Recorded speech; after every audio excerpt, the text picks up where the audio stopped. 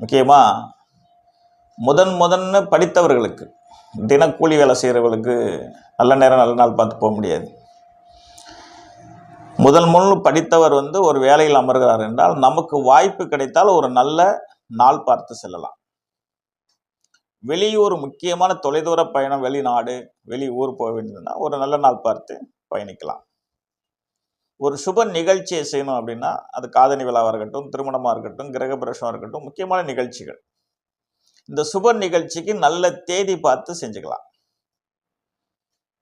புதியவர்களுடைய சந்திப்பு, அதை முதன்னு ஒருத்தரை ஒரு முக்கியமான காரியமாக சந்திக்க போகிறோம் அப்படின்னா ஒரு நல்ல நாள் பார்த்து ஒரு நல்ல நேரம் பார்த்து ஏன் போகக்கூடாது?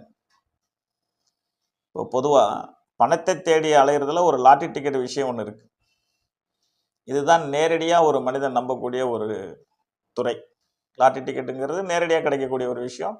விழுந்தால் வீட்டிற்கு, விழாவிட்டால் நாட்டுக்குங்கிற மாதிரி கேரளாவில் லாட்டரி டிக்கெட் இருக்குது.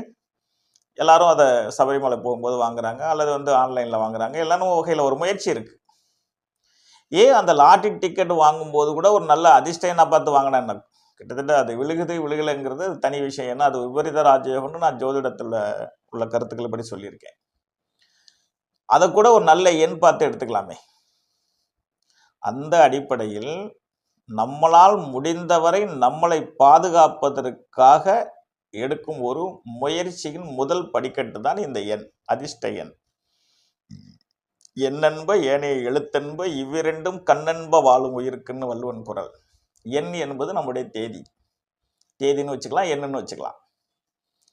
எழுத்துங்கிறது என்னன்னா, எந்த ஒரு காரியத்துக்கும் நல்ல நேரம்னு ஒன்று வேணும். அந்த நல்ல நேரமும் ஒன்று இருந்து, அதுதான் எழுத்து.